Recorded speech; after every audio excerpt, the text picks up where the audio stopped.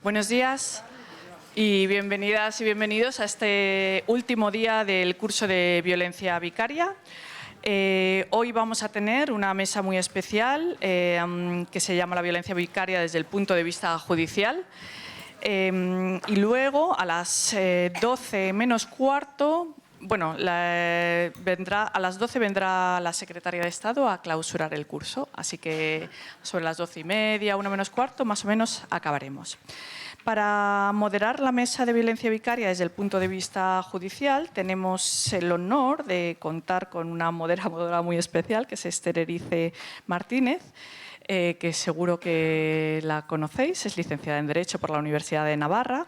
Desde su ingreso en la carrera judicial, por el turno libre, ha estado trabajando como jueza de primera instancia e instrucción en Guipúzcoa, Navarra, juez de instrucción en Pamplona. Es magistrada de la Audiencia Provincial de Navarra de 1989 a 2010, presidenta de la Audiencia Provincial de Navarra de 2010 a 2021, magistrada de la Sala de lo Civil y de lo Penal del Tribunal Superior de Justicia de Navarra de 2021 a julio de 2024 y vocal del Consejo General del Poder Judicial de julio del 2024 a la actualidad.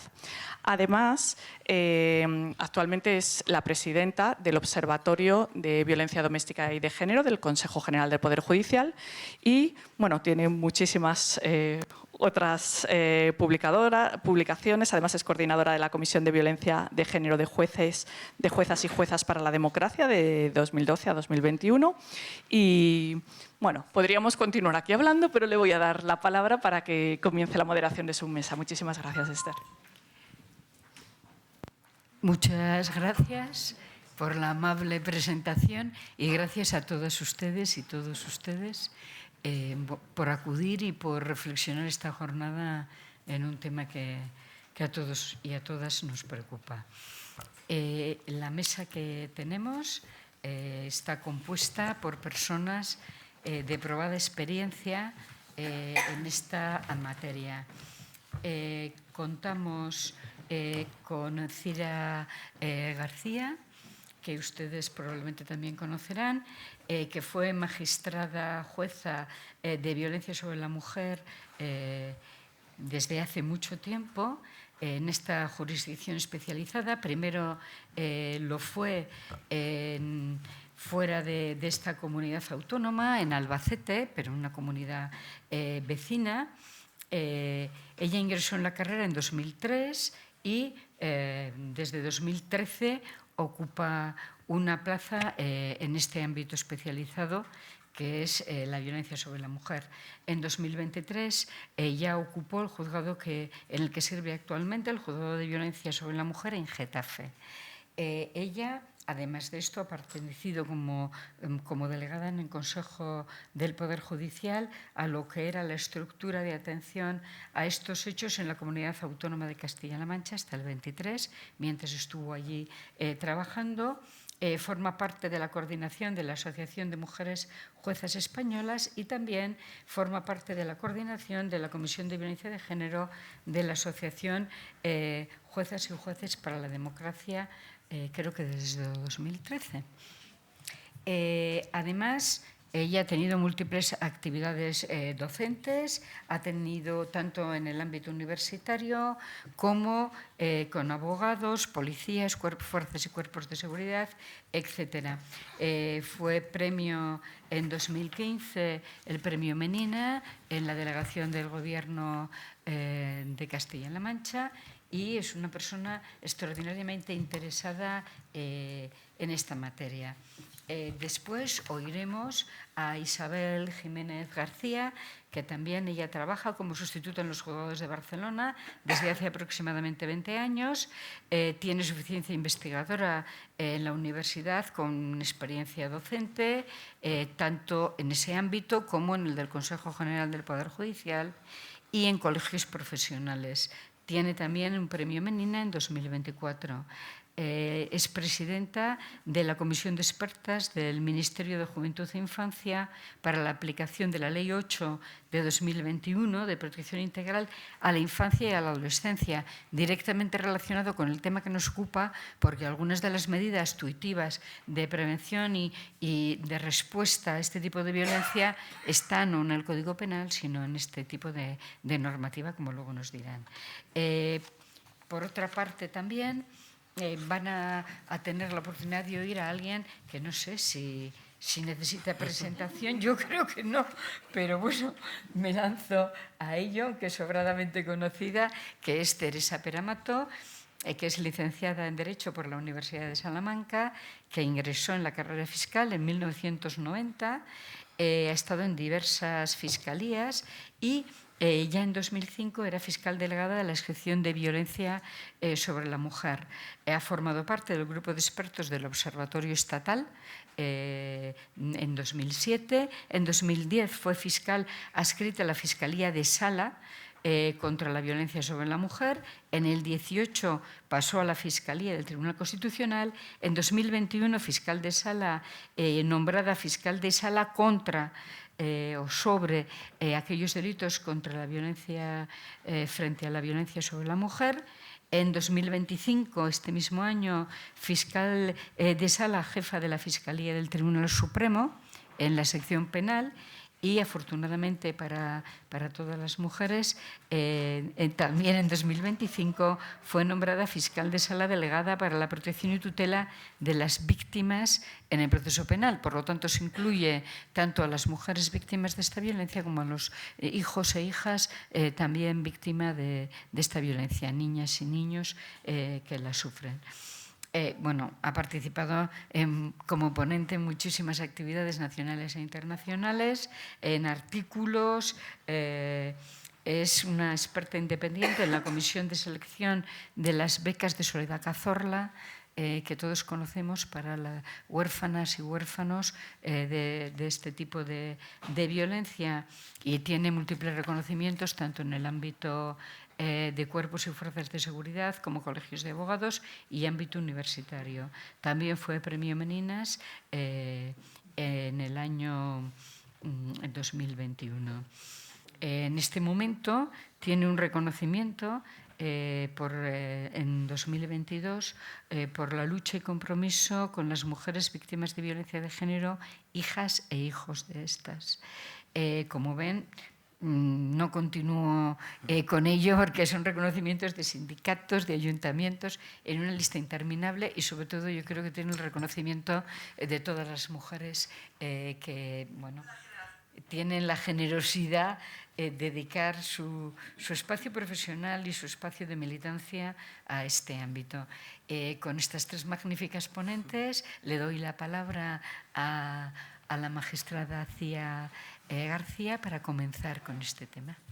Bueno, buenos días a todos y a todas. Muchísimas gracias, Esther, por tus amables y cariñosas palabras. Además, que sé que son de verdad, porque Esther es una mujer comprometida, pero una mujer comprometida desde el compromiso interno, ¿no? Es verdad que desde esa prudencia que siempre tiene, pero clara y firme, y tengo la posibilidad de haber trabajado con ella coordinando una comisión de violencia, así que, bueno, puedo dar fe. Es un espacio maravilloso para estar con Teresa Peramato, a la que también quiero y admiro, y por supuesto a mi querida Isabel, con la que comparto sufrimientos, angustias y muchas dudas, las que me ayuda a ser a veces muy valiente en las resoluciones judiciales.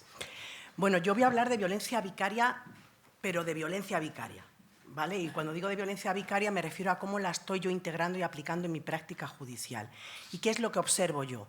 ¿Cuáles son las características propias que definen este tipo de violencia, que está únicamente incluida en el artículo 1 de la Ley de Violencia de Género como consecuencia de la reforma del 2021, pero siempre partiendo de una apreciación que a mí me parece fundamental? Toda violencia vicaria es violencia a la infancia, pero no toda violencia a la infancia es violencia vicaria.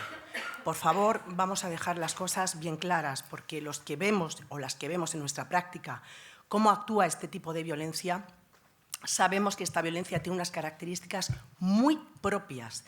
Y la primera característica es lo especialmente sibilina que es y la gran invisibilidad que hay.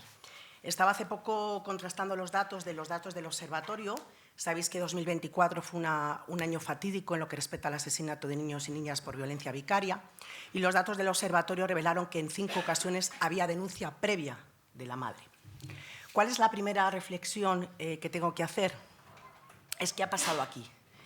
En primer lugar, ha habido un problema en la detección de este tipo de violencia. ¿Y cómo se puede detectar? Conociéndola. Conociéndola con todas sus caras y con todas sus aristas, porque esta violencia tiene muchas caras y muchas aristas. Y yo la voy descubriendo, e incluso en ocasiones consulto con Sonia, que para mí es fundamental, y digo, ¿esto es un indicador de violencia vicaria o es que yo ya estoy viendo y estoy loca y veo ya indicadores por todos los lados? Quiere decir que descubro y voy descubriendo comportamientos que efectivamente en muchas ocasiones me habrían pasado desapercibidos y que se podrían enlazar en lo que llamamos comúnmente conflictos en el ejercicio de la patria potestad. Porque esto es lo que ha representado. Si alta conflictividad era el paraguas en el que, como decía ayer Paula, se incluía el SAP, desavenencias en el ejercicio de la patria potestad es el paraguas en el que se sustenta la violencia vicaria invisibilizada, la latente, la continuada. Evidentemente, como ya se ha dicho, cuando ya hay un asesinato de una niña, poco, desgraciadamente, podemos hacer, pero podemos proteger a muchos niños. Y para proteger hay que detectar, y para detectar hay que conocer. No tengo absolutamente ninguna duda. Por eso es tan fundamental. Estamos en un momento a nivel legislativo muy incipiente. Como sabéis, solamente tenemos ese artículo, pese a que las leyes autonómicas ya la recogían como una forma de violencia machista, que quede claro que cuando hablamos de violencia vicaria hablamos de violencia de género, y así se define en el artículo 1 de la Ley de Violencia de Género, pero evidentemente hace falta dar un paso más. Hace pocos días se hablaba que por parte del Ministerio se va a tipificar la violencia vicaria. Es curioso que tenemos una ley de maltrato animal donde ya se prevé en nuestro Código Penal un subtipo agravado cuando se causa daño a la mascota con la finalidad de hacer daño a la madre. Eso ya está desde el 2023, que es la ley de maltrato animal, pero todavía no tenemos una tipificación de la violencia vicaria. Y me preguntaréis cómo lo estamos haciendo, cómo se hace a nivel judicial. Pues a través de lo que se conoce con el maltrato psicológico habitual. Todas y todos los que estamos aquí sabemos qué difícil es conseguir una condena por un maltrato psicológico habitual. Exactamente la violencia vicaria, si la reconducimos en este tipo penal de forma tan genérica, al final va a pasar lo que pasa con el maltrato habitual, porque al final es maltrato a la mujer habitual, psicológico, porque persigue desestabilizarla, hacerla perder el control, su vida en definitiva, pero también es violencia y maltrato al niño y a la niña. Con lo cual, por eso es tan importante tipificarla con un tipo específico, porque al final lo que no se nombra no existe. Y si todo el mundo habla de violencia vicaria, pero de forma muy genérica e indeterminada, a mí esto me preocupa, ¿no? Porque vuelvo a insistir, el violento vicario actúa de una forma completamente distinta al violento habitual o al violencio. Por eso es muy importante lo que hablábamos ayer. Muchos violentos, por supuesto, la violencia a un niño supone un sufrimiento a la madre, pero el violento vicario tiene un plus adicional. Yo lo he examinado, los analizo, los explico, los veo, y cada vez que veo digo, esto realmente lo hace por esto. Y ahora vamos a ver. ¿Cómo lo estamos integrando a nivel penal? Yo creo que estamos en un momento muy incipiente. Yo no he obtenido ninguna sentencia de ningún juzgado de lo penal ni de la Audiencia Provincial, que me corrija Teresa, y si esa sentencia está, donde se condene por violencia vicaria penalmente. Penalmente. Y donde no se incluya bajo el paraguas genéricos de un maltrato habitual, que lo es, pero es maltrato habitual al niño y a la niña y es maltrato a la madre. Con lo cual, para mí, sería una sentencia que condenara por ambos delitos, maltrato a la madre y maltrato al niño y a la niña. Yo no tengo ninguna sentencia, he buscado, pero no he accedido a ninguna sentencia donde un juzgado de lo penal, en su caso, condene por violencia vicaria. No, yo no la he encontrado, pero insisto, estoy abierta y si la tenéis, por favor, hacérmela llevar porque para mí es muy importante.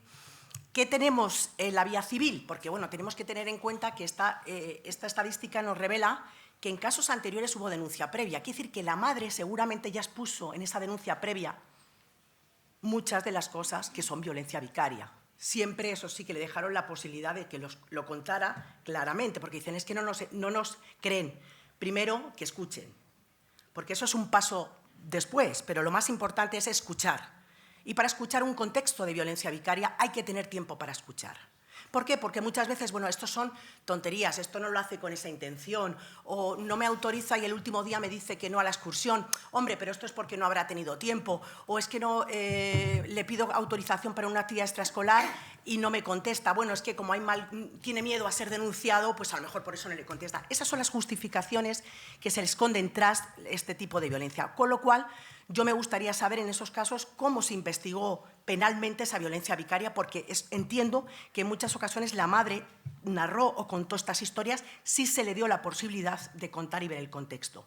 Vuelvo a insistir para entender que esto no es un desacuerdo en el ejercicio de la patria potestad ni es un conflicto civil, porque yo ya estoy harta de escuchar a muchos decir esto es un conflicto civil. Esto es que no se ponen de acuerdo en la actividad extraescolar, esto no se ponen de acuerdo en el psicólogo ni en el logopeda. No, vamos a ver que aquí hay muchos componentes que todos unidos nos hacen evidenciar que estamos ante un contexto de violencia vicaria.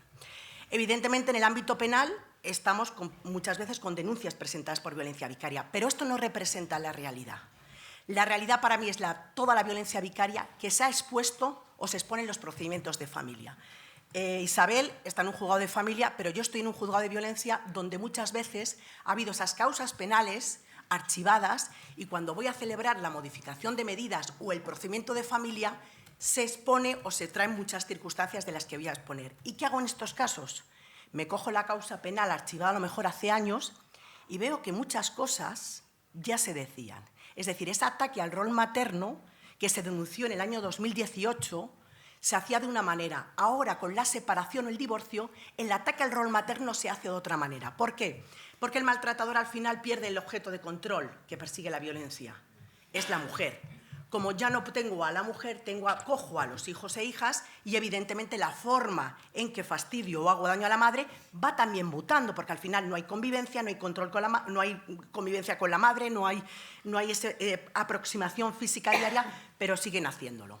Con lo cual, ahí retomo los antecedentes, aunque estén archivados, y me encuentro con lo que primero me dicen, que eso está archivado. Y que como está archivado, pues yo en el procedimiento de familia no puedo valorarlo. Bueno, yo ahora estoy expectante porque meto en las sentencias civiles, y este es un ejemplo de ello, voy a ver cómo lo integro, los indicadores. Aquí tengo que dar las gracias a la Asociación de Psicología Feminista, ahí están los links insertados, y lo meto en mi sentencia. ¿Por qué cojo esos indicadores?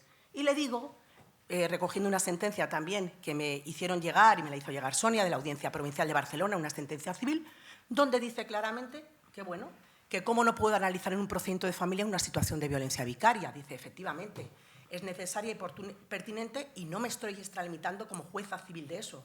Dice, porque además toda la normativa internacional y el Convenio de Estambul nos dice que siempre que se fije un régimen de visitas tenemos que tener en cuenta los antecedentes de violencia de género. Eso lo dice el artículo 31 del Convenio de Estambul y no distingue si están sentenciados o no, o si la pena está cumplida o no, antecedentes de violencia. Y si yo hay un contexto de violencia, aunque esté archivada, yo lo traigo a mi sentencia civil y digo, oye, estos son los indicadores. La sentencia esta de la Audiencia Provincial de Barcelona me da ese hito y me dice, no me estoy extralimitando como jueza civil si traigo ese contexto. Ahí cojo los informes de la Asociación de Psicología Feminista, que son buenísimos y de verdad para mí son como luz, ¿no? Y los inserto en una sentencia diciendo, oiga, esto no me lo he inventado, esto está estudiado. Y esto está estudiado por estas profesionales del ámbito de la psicología que han dicho que estos son indicadores, no me los estoy inventando yo. No piensen que soy ni tan creativa ni tan inteligente, de verdad que no lo soy. Negativa padre al que el niño reciba intervención psicológica. Bueno, este es un caso claramente. El tipo no quería que el niño recibiera intervención psicológica. Aquí se acordó una custodia paterna en el procedimiento inicial.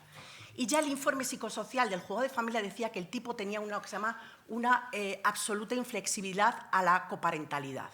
O sea, ya nos estaba diciendo que el tipo con una custodia paterna iba a hacer lo que le diera la gana.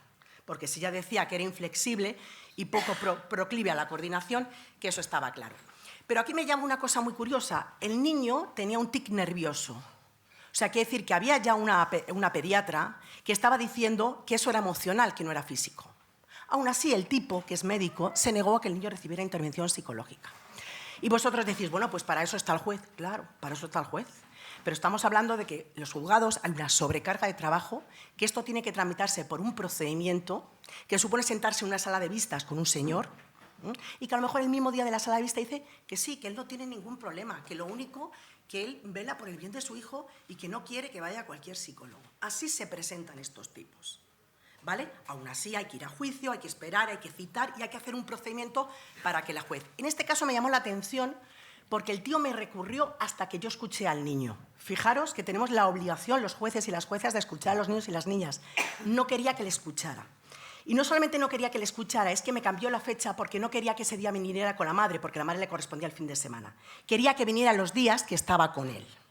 Con lo cual, todos estos datos, todas estas intríngulis para mí son fundamentales. Todo esto hablamos de la negativa a recibir intervención psiquiátrica. Ayer hablábamos con el psiquiatra, que le dije que por favor esto, faltan 2 minutos, pues nada, que esto me lo explicaran claramente, pero bueno, esto es un caso más. ¿Qué más puedo poner que para mí, para que veáis cómo lo integro? Obstaculización del padre de la relación del niño con la madre. En este caso es un caso también muy concreto. Obstaculizan y suprimen el régimen de comunicación. No permiten que el niño se comunique con la madre durante el tiempo que está con el padre. Y siempre tienen excusas peregrinas, como que el niño está muy cansado, como que el niño está malito, como que han cenado tarde. Siempre hay excusas. En este caso el niño sabía que el padre, cuando se comunicaba con la madre, estaba mirando detrás de un cristal. Y el niño, cuando yo le escucho, me dice que tiene un código que ha desarrollado con su madre para decirle que la quiere, porque no se atreve a decir delante del padre que quiere a su madre. Eso es la violencia vicaria. Y eso es lo que hay que estar alerta y entenderla. Ellos habían desarrollado una especie de código para decirle que le quería porque el padre estaba detrás de la esa mirando. Bueno, pues aquí se ve claramente lo que digo que este señor. Otra cuestión fundamental, impedir o obstaculizar que el niño vaya a actividades extraescolares. Actividades extraescolares o viajes. Esto es un ABC. Estos tipos no contestan o esperan el último día para decir que no. Y luego siempre con la misma excusa. Es que yo no quiero que me vuelva a denunciar, no quiero problemas, no quiero comunicación con ella. Yo me limito a la sentencia, esta es su frase más típica, yo me limito a la sentencia y no quiero ningún problema. Obstaculizan e impiden todo. No autorizan y en el último momento le dicen que no. Ataque a la figura al rol materno. Esto es, vamos, me parece que el ABC de todos, porque además siempre utilizan las mismas expresiones. Tu madre es una inútil, tu madre no sabe cocinar, tu madre no vale para nada, tu madre no te quería tener, fui yo, estás aquí por mí, porque tu madre quería advertir, y luego el ataque al rol materno está orquestado por todo el entorno paterno. O sea, estos tipos no tienen ningún problema en que todos los del entorno paterno, delante del niño, le digan lo mala y lo perniciosa que es la madre. En definitiva, estos son los indicadores, hay muchos más, pero bueno, lo he traído para que veáis cómo yo lo integro en una resolución judicial y que vamos a dejar de ser cobardes. Es muy importante, y yo lo digo fundamentalmente, que todos, y yo ya he tenido un informe de pediatría social de una psicóloga advirtiendo de indicadores de violencia vicaria e informes del punto de violencia de Getafe, indicadores de violencia vicaria. Ya los he visto los informes. Entonces, como efectivamente dice el artículo 19 de la Ley de Violencia de Género, dice que se tiene que informar para que se adopten las medidas de protección oportunas. Y eso hay que hacerlo. O sea, basta ya, porque al final la violencia vicaria solamente se puede prevenir si la detectamos. Ya cuando el daño está hecho no podemos hacer absolutamente mal. Así que luego sí me gustaría abrir un tema de debate para cómo se pueden hacer esos informes, cómo se pueden hacer, si realmente está en esa situación de riesgo. A mí, en este caso, fue las del punto municipal quienes me hicieron y me dijeron riesgo de violencia vicaria. Además, era un fin de semana donde efectivamente estaba pendiente del resultado de la sentencia y sabían que el niño estaba realmente en riesgo absoluto. Vamos a ponerlo con palabras, con claridad, porque al final lo que se trata es de salvar a estos niños y a estas niñas. Así que luego, como habrá más debate, muchísimas gracias.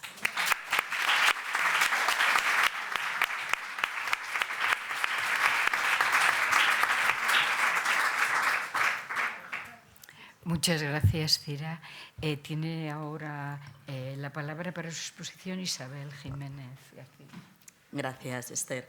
Bueno, pues en primer lugar agradecer, primero tener el placer de esta mesa, agradecer que pueda estar con estas maravillosas mujeres, además de juristas, y también agradecer obviamente pues, al Ministerio, especialmente a la Delegación de Gobierno contra la Violencia, a todas las técnicas, a la delegada, gracias Carmen, y a todas las que estamos aquí, y a todos, que también hay algunos hombres, siempre somos pocos. Yo creo que tenemos que seguir llegando y seguir insistiendo, por favor, seguir viniendo, llamar a vuestros amigos, llamar a vuestros colegas. Os necesitamos en esta lucha. Bueno, siempre, ¿no?, justifico la razón por la que estoy aquí, aunque ya mi querida Cira pues, ha hecho unos apuntes, ¿no?, porque en los juzgados de violencia contra la mujer nos encontramos con la dualidad de violencia de género y acciones civiles. Pero ¿qué ocurre cuando esa violencia se considera que no es violencia en un juzgado de instrucción, en caso de que se haya denunciado en un juzgado de instrucción o en un juzgado de violencia de género, y esa jueza o ese juez se inhiba y pasen entonces esos autos, ¿dónde? A los juzgados de familia? ¿O qué ocurre cuando esa mujer no ha querido denunciar? Y no ha querido denunciar porque lamentablemente tienen miedo a denunciar, y tienen miedo a denunciar no solo por si el sistema falla, sino por las consecuencias que puede llegar a tener la denuncia. Que no olvidemos que hablamos de víctimas, madres que quieren proteger a sus hijos e hijas. Entonces, si nos olvidamos de eso, nos estamos olvidando de muchísimo. Ayer escuchábamos a Natalia Hidalgo, ¿no?, respecto al estrés postraumático que se sufre. Es decir, a eso le tenemos que añadir toda esa carga emocional y de sufrimiento que tienen tanto esa mujer como esos niños. Entonces, bueno, en los juzgados de familia pues también tenemos violencias. Yo hablo de la violencia en familia de forma genérica, hablando de los juzgados de familia y de las familias que hay violencia y que acaban en los juzgados de familia. ¿Cuál es la preocupación? La preocupación es que cuando un asunto llega a un juzgado de familia, lo normal es que se diga, aquí no hay violencia. ¿Por qué? Porque yo soy un juzgado de familia. Y claro, en los juzgados de familia no tenemos violencia. Eso es la teoría. Pero no es verdad. Todas sabemos que en los juzgados de familia llegan los asuntos que se han archivado o sobreseído por falta de prueba en los juzgados de violencia o en los juzgados de instrucción. Y no solo eso, ya lo decíamos, también esas madres que por la razón que sea han decidido no denunciar. Así que nos toca a nosotras examinar si efectivamente ahí hay violencia vicaria. Claro, no es fácil, no os voy a decir que es fácil. Pero bueno, yo lo que he querido hacer es en positivo. Vamos a ver qué herramientas tenemos. Yo os voy a explicar, pues un poco como ha hecho Cira, ¿no? Vamos a centrar las cuestiones un poco prácticas. En primer lugar, aunque estemos en un juzgado de familia, tenemos que conocer los antecedentes de violencia contra esta mujer. Y también, ojalá los tuviéramos, ¿no? No solo los que constan en el SIRAJ, sino todos aquellos que fueron sobreseídos, porque claro, ahí nos falta muchísima información.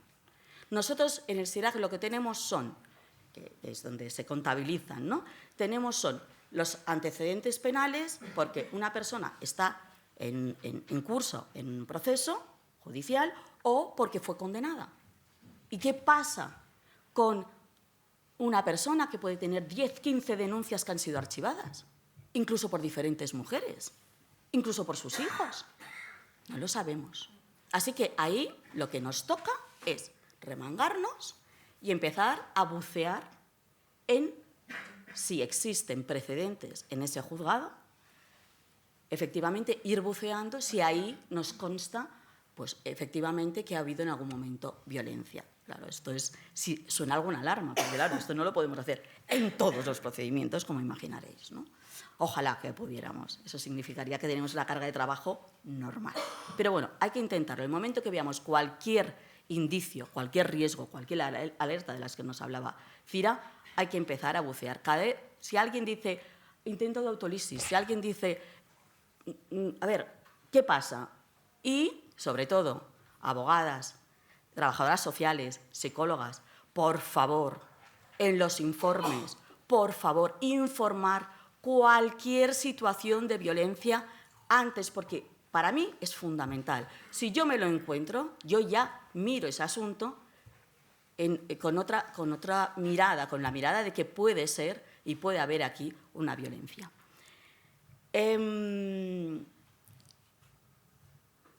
Que además no podemos olvidar. No podemos olvidar, claro, resulta que ahora tenemos todos muy claro que los niños también son víctimas directas. Hasta aquí ha pasado un tiempo, pero ahora ya sabemos que son víctimas directas de la violencia de género. Pero parece que cuando hablamos de violencia vicaria, lo único, parece no, es la verdad, lo único que sale en la prensa, lo único que se comenta es cuando los niños son asesinados.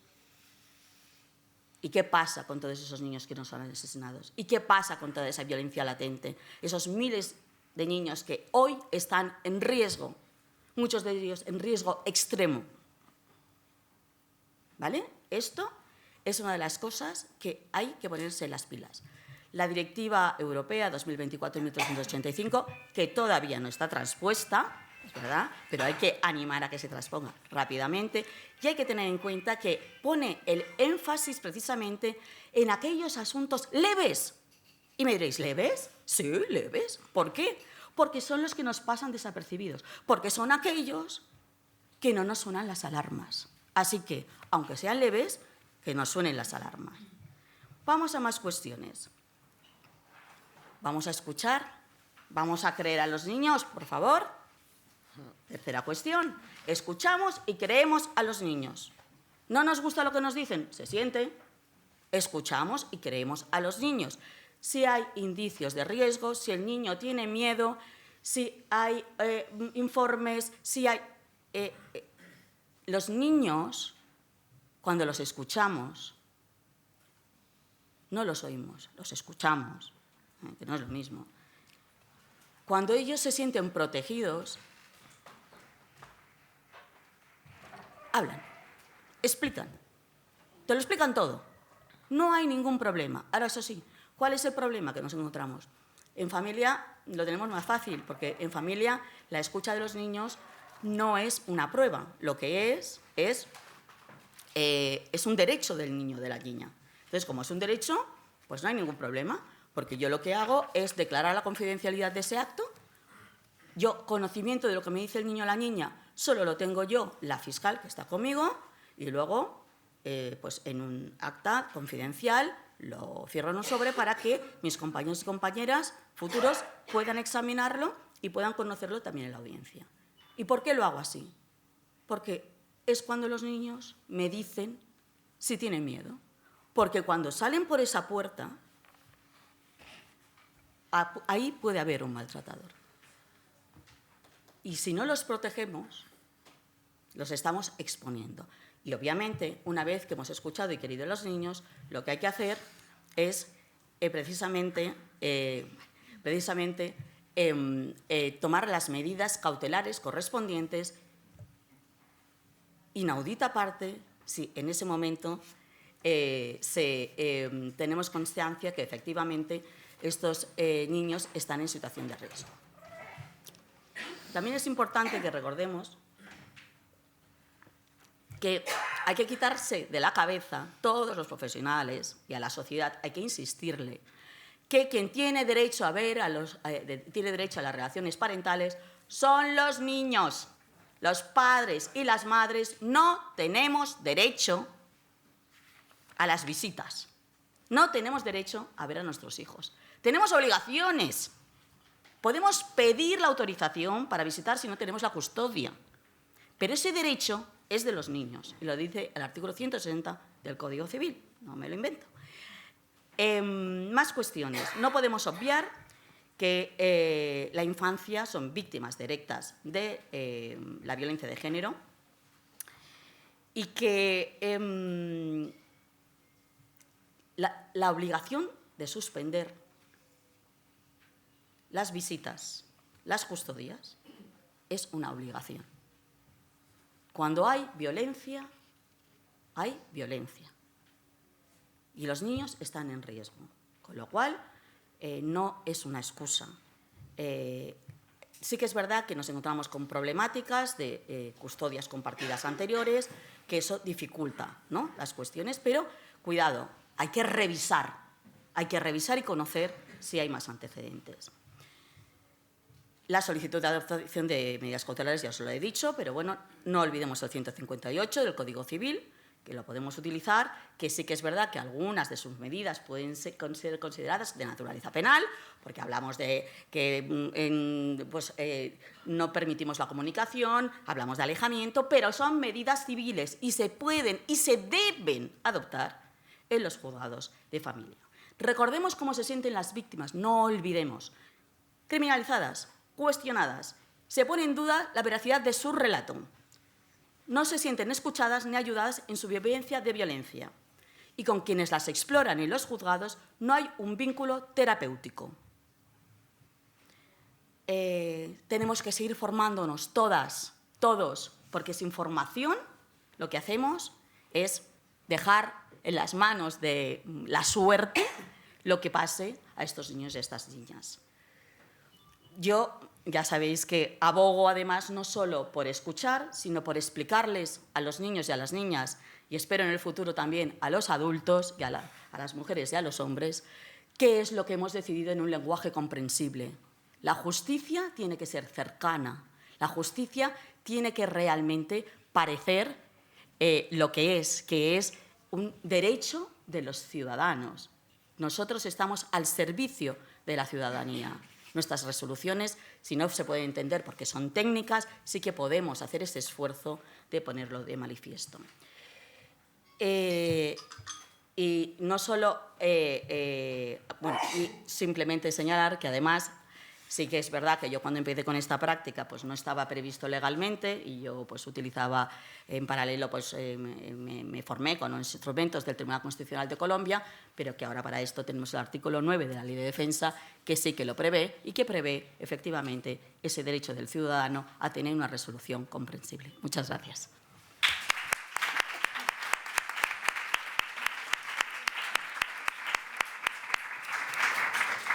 Gracias, Isabel. Ahora escuchamos a Teresa Peramato en su intervención. Muchas gracias. ¿El micrófono? Ay, ¿llega esto? Sí. Muchísimas gracias. Gracias, Esther. Gracias a la organización, a la delegación de gobierno, a la universidad por invitarme. Y, por supuesto, para mí también es un placer estar con todas vosotras y vosotros, con las ponentes que me han precedido. El otro día que hicimos una mini reunión con Celia, alguien dijo, como Peramato se ha ofrecido a ser el coche escoba, pues ya está. Pero bueno, yo siempre he entendido que el coche escoba es la que recoge desperdicios y aquí no ha habido ningún desperdicio, han sido absolutamente ilustrativas vuestras intervenciones, por lo tanto, desperdicios no voy a recoger.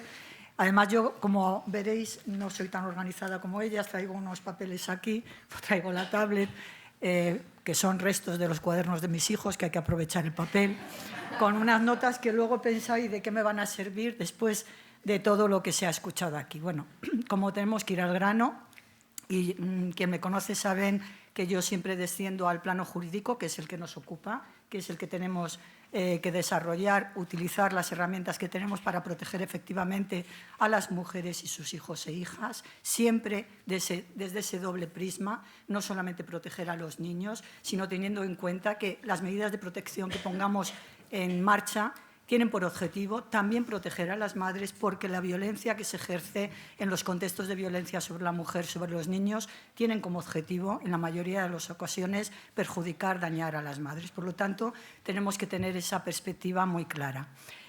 Hablaba Cira, luego hablaré un poquito de la tipificación, porque a lo mejor hay que darle 4 vueltas al asunto. Hablaba Cira no solamente de los factores de riesgo, de los ítems que se pueden tener en cuenta para detectar la violencia vicaria, esa violencia que llamamos continuada y que está alejada de la extrema, o a lo mejor es el precedente de la extrema o letal. Hablaba también de la necesidad de profundizar en detección y en prevención y en protección. Y yo creo que es fundamental que tengamos la posibilidad de detectar aquellas actuaciones, comportamientos del hombre violento que van dirigidos a la instrumentalización de los niños con la idea, con el objetivo exclusivo de dañar a la madre. Y en muchas ocasiones, y Esther ha referido algunos de esos comportamientos, va a ser muy difícil que esos comportamientos sean subsumibles en tipos penales. Va a ser muy difícil. El padre me devuelve a los niños sin la mochila, no ha hecho los deberes, viene sucio, sin asearse durante todo el fin de semana, no le ha dado el medicamento. Fíjense que tanto la Convención de los Derechos del Niño como la definición de maltrato infantil de la actual Ley de Protección a la Infancia y Adolescencia frente a la violencia determinan que la negligencia o el trato negligente de los niños es una forma de maltrato infantil, pero no todas las formas de maltrato infantil tienen su reflejo en el Código Penal. De manera que tenemos que tener en cuenta las herramientas que nos da el conjunto del ordenamiento jurídico para proteger adecuadamente a los niños, incluso al margen del procedimiento penal. Y ahí es donde entramos a hablar de la vía civil. Yo voy a referirme primero a esos comportamientos que por sí solos pueden no tener traslado o ubicación en el Código Penal, pero que sí que tienen mucha importancia porque están determinando o reflejando que hay un incumplimiento de los deberes inherentes al ejercicio de la patria potestad. Esa patria potestad que se tiene, porque lo dice el Código Civil así, si no me equivoco, se tiene que ejercer siempre teniendo en cuenta el interés superior del menor, teniendo en cuenta la propia personalidad del niño y además siempre con respeto, dice el artículo 154, a sus derechos a la integridad física y a su integridad psicológica. Todos esos comportamientos que a lo mejor no tienen traslado, que no se pueden ubicar en el Código Penal, sí pueden ser una manifestación clara de que se están incumpliendo los deberes inherentes en el ejercicio de la patria potestad. Y ahí en el procedimiento civil sí que hay muchas posibilidades para abordar esas conductas y proteger directamente a los niños y también a sus madres. Porque si no, insisto, si no protegemos a los niños, no protegemos adecuadamente a las madres frente a quienes indirecta o directamente se está ejerciendo ese maltrato.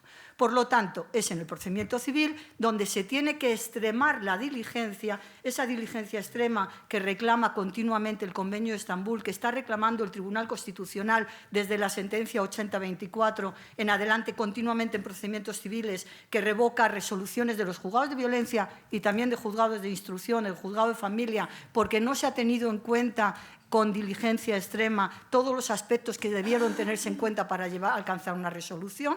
Toda esa diligencia la tenemos que hacer llegar no solamente al ámbito penal, al que también me voy a referir, en el ámbito civil. Y ahí tenemos muchas medidas que se pueden acordar con carácter urgentísimo por el 158, como medidas provisionalísimas, si lo demandan, porque no tenemos que olvidar que el procedimiento de familia es un procedimiento dispositivo. De manera que hay que tener en cuenta que tiene que haber una petición formal, salvo que por razones de urgencia, con el artículo 158, se puedan adoptar medidas cautelares. Pero tenemos las medidas provisionalísimas, las medidas previas o coetáneas y también las medidas definitivas. Y se puede acordar desde una privación de la patria potestad, la inhabilitación para el ejercicio de la patria potestad, la privación de la custodia, la suspensión definitiva de un régimen de visita de contacto con el menor, etcétera, etcétera. Y de esa manera estamos protegiendo también a sus madres. De manera que ahí en el procedimiento civil tenemos muchas posibilidades de actuación y siempre va a intervenir el fiscal cuando hay personas menores implicadas en el procedimiento civil. Por lo tanto, ahí el fiscal también tiene que asumir una posición proactiva para llevar a todas las diligencias de prueba que sean necesarias, poder acreditar esas circunstancias y pedir que se adopten las medidas que sean oportunas para garantizar el bienestar de los niños y alejarles de todo riesgo. Pero puede ocurrir que en el procedimiento civil, y también lo ha dicho antes Isabel, se detecte que sí, esos actos pueden ser constitutivos de algún tipo penal. Y en ese caso, ¿qué nos dice la ley? El juez de lo civil, y estamos hablando del juez de familia, tiene una obligación clara. Ahora mismo, la violencia sobre las niñas, que tiene por objeto dañar exclusivamente a la madre, Cuando eso se detecta en el procedimiento civil, estamos hablando de una posible manifestación de violencia de género, 1.4, y por lo tanto competencia hoy de las secciones de violencia. Hay un artículo en la Ley de Enjuiciamiento Civil que dice: el juez convocará inmediatamente a una comparecencia con el juez y las partes para que tomen conocimiento de lo que está ocurriendo y el fiscal adopte la decisión que proceda en orden a denunciar o querellarse o pedir simplemente que continúe el procedimiento civil. Si el fiscal tiene conocimiento de eso, tiene la obligación de formular la denuncia o la querella ante el juzgado de violencia para que se investigue esa presunta violencia vicaria, violencia sobre los niños y violencia sobre la mujer, en un procedimiento penal. Pero eso se tiene que hacer antes de que en el procedimiento civil se haya llegado a la vista, porque si ya estamos en la vista, ya no se tiene que hacer la comparecencia, pero obviamente en la vista va a salir a relucir todos esos comportamientos que pueden ser constitutivos de violencia vicaria. Y ahí hay dos opciones: o el juez deduce testimonio y remite todo lo actuado al juzgado de violencia para que se incoe el procedimiento penal. Ay, perdón, creí que había sido. O el fiscal pedir que se le dé el testimonio bastante para abrir unas diligencias de investigación y formular, en su caso, la denuncia o la querella que proceda. En cualquier caso, ¿por qué digo esto? ¿En cuántas ocasiones llegamos desde un procedimiento civil a un procedimiento penal con una acusación y una condena? No tenemos datos que yo haya encontrado estadísticos, pero estoy convencida que son muy pocos, muy pocos, muy pocos. Y, sin embargo, no solamente la protección previa, que es importante, y voy a hablar de la protección penal también, durante la tramitación de los procedimientos es fundamental, sino que es fundamental evitar espacios de impunidad.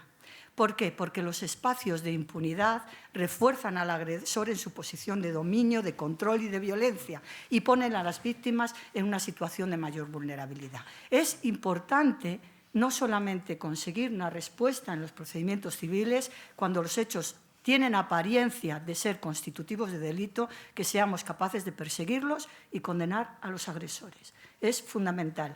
Es verdad que el derecho penal es de mínima intervención, es el último espacio al que ha de acudirse, pero cuando estamos hablando de delitos tan graves, de posiciones tan delicadas de las víctimas, es importante que se afronte desde la completud del ordenamiento jurídico la respuesta que tiene que darse al respecto. Cuando la violencia vicaria sí que tiene desde el primer momento se aportan desde el primer momento indicios de delito, ahí tenemos que entrar en el procedimiento penal, con la intervención de los jueces de violencia, de los fiscales de violencia y de todo el profesional, los profesionales implicados. Y ahí es importante también la extrema diligencia, que seamos capaces desde el primer momento de poner de manifiesto esos indicios para adoptar las medidas de protección necesarias. Y ahí desde el año 2021 contamos con herramientas muy importantes porque se modificó la orden de protección de manera que desde el momento que haya indicios de cualquier manifestación de violencia de género y la violencia vicaria es violencia de género, no se puede acordar un régimen de visitas a favor del maltratador. No se puede acordar. Y si existiera uno previo, la regla general es su suspensión y solo excepcionalmente, dice el 544, se podrá mantener cuando el niño ha sufrido, convivido o presenciado la violencia, que son 3 situaciones muy concretas, y cuando así lo aconseje el interés superior del niño. Pero esas medidas tienen una duración de 30 días, prorrogables por otros 30 días. ¿Y qué le hemos dicho nosotros a los fiscales? Ojo, cuando el fiscal aprecia que hay un riesgo grave para los niños y para la madre y que es probable o podemos prever que la madre no va a interponer la demanda de separación, de divorcio, de regulación de las relaciones paternofiliales porque está en una situación de mucha vulnerabilidad, no nos quedemos con el 544 ter, porque tenemos en la ley orgánica 2 artículos, el 65 y 66, que nos permiten la adopción de esas medidas y que esas medidas de conformidad con el artículo, creo que es el 69, se mantengan vigentes durante todo el procedimiento, no solamente durante 30 días. Pero es más, ¿qué pasa si el procedimiento acaba con un sobreseimiento provisional o se celebra inmediatamente, acaba con un rápido, con una pena de trabajos en beneficio de la comunidad y 6 meses de alejamiento? pues a lo mejor tenemos que pedir la medida en virtud de otra herramienta que nos da también la Ley de Enjuiciamiento Criminal, el 544 quinquies. Cuando se ha utilizado violencia sobre los niños, se pueden acordar desde la inhabilitación a la patria potestad, a la suspensión del régimen de visitas, pasando por la privación de la custodia, y esas medidas pueden tener una vigencia incluso más allá del fin del procedimiento, con independencia de que las partes después puedan acudir al procedimiento civil. Tenemos muchísimas herramientas. ¿Las estamos aplicando? No. Pues ahí estamos. Y no sé cuánto, como yo no me he puesto ni alarma, me dirás cuántos tiempos me quedan. 2 minutos. Ahí, desde la Fiscalía de Violencia sobre la Mujer, la Fiscalía de Sala de Violencia contra la Mujer, que yo presidía hasta el mes de marzo, se ha hecho un ejercicio constante con todos los fiscales del territorio, a través de los fiscales delegados, para implantar una serie de criterios. Unos criterios que son orientativos, porque cada caso es un mundo y no podemos establecer criterios particulares. Pero desde el año 2021 que yo entré, hemos analizado cada año en las jornadas de especialistas cuál es la situación de los niños y de las niñas y de sus madres, tanto respecto de la violencia de género en el sentido amplio, la violencia vicaria, hemos hablado de la coordinación de parentalidad, que no se puede acudir en violencia de género, hemos hablado del falso síndrome de alienación parental y hemos dado orientaciones a los compañeros y compañeras para tomar medidas, para tomar una actuación proactiva para proteger efectivamente a las mujeres y a sus hijos e hijas en el orden que queráis.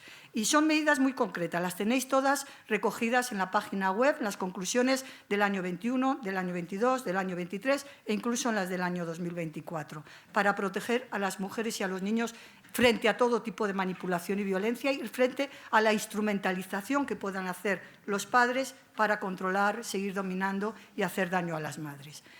¿Se están aplicando 100%? Yo no pongo la mano, ahora que está tan de moda eso de ¿usted pondría la mano en el fuego por fulano, por mengano? Yo no pongo la mano en el fuego ni por mí misma, porque me podría confundir y cometer algún error, seguro. ¿Cuántos fiscales somos en España? 2.600. ¿Cuántos fiscales están dedicados a la violencia de género en exclusividad? 54, más los que están en las secciones, que no tenemos número exacto, pero sabemos que no llegamos a 200. El resto de los fiscales, aun cuando pretendemos dar formación integral a toda la carrera, van interviniendo en los juzgados de guardia, en los juzgados de violencia, para cubrir las ausencias a las que no podemos llegar los especialistas. ¿Esto es excusa? Ninguna. No es excusa, es una realidad que está ahí. ¿Qué es lo primero que hemos venido pidiendo? Más formación, lo ha dicho Cira. Formación en perspectiva de género, perspectiva de la infancia, perspectiva del trauma, en violencia de género, en violencia vicaria, expresamente en violencia vicaria. Lo que estamos haciendo los cursos de formación, lo sabe Sonia, porque ha participado en muchas ocasiones con nosotros, en formación inicial y en formación continuada a los fiscales. La formación no se adquiere de un día para otro. Y luego tenemos que tener en cuenta, y yo creo que eso también lo hemos dicho en muchas ocasiones, lo hemos hablado Cira y yo, con formación es muy difícil cambiar mentalidades. Sí. Es muy difícil. Y en todas las cocinas se cuecen habas. Y también en Fiscalía hay mentalidades contrarias a la lucha contra esta violencia. Necesitamos más fiscales especialistas. Y también necesitamos que los órganos judiciales estén dotados verdaderamente de profesionales, magistrados y de otros profesionales con esa formación completa. Eso estamos haciendo un esfuerzo todas las instituciones muy grande, pero quizás sea muy difícil alcanzar 100%. Yo creo que para luchar y para vencer a los maltratadores necesitamos formación, sensibilidad, empatizar con las víctimas, ponernos en el sitio de las víctimas, pero sobre todo dedicación exclusiva a la violencia sobre la mujer. Cuando intervienen profesionales que no están especializados y que no se dedican exclusivamente a la materia, seguramente no tenemos la respuesta que queremos. Muchas gracias.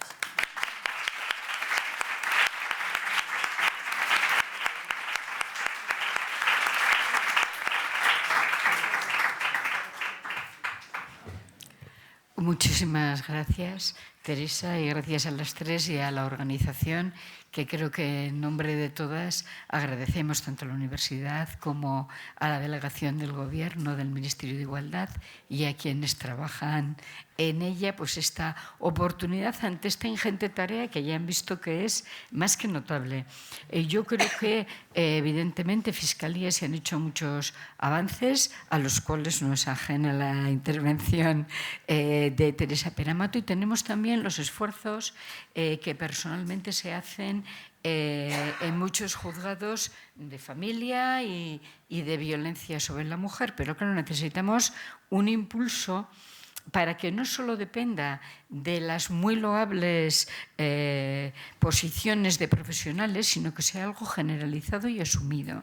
Efectivamente, el problema, si no hay formación, no podemos ni empezar, pero hay un problema de mentalidad que es el que tenemos que trabajar de fondo, de manera que la formación que estemos implementando todos tenga no solo conocimientos, que también, sino también herramientas y trabajo de actitudes y de visión de fondo de lo que son las estructuras sociales, porque ahí tenemos una gran carencia. Y en el tema que nos ocupa no dejamos de tener un problema de estructura social, de valorar los roles, las actitudes, las posiciones de hombres y mujeres, y además estructurado en dinámicas de poder, ¿no? Nuestra posición vale menos, la de todas, y esto pues hay que empezar a cambiarlo para poder aplicar la ley adecuadamente, ¿no?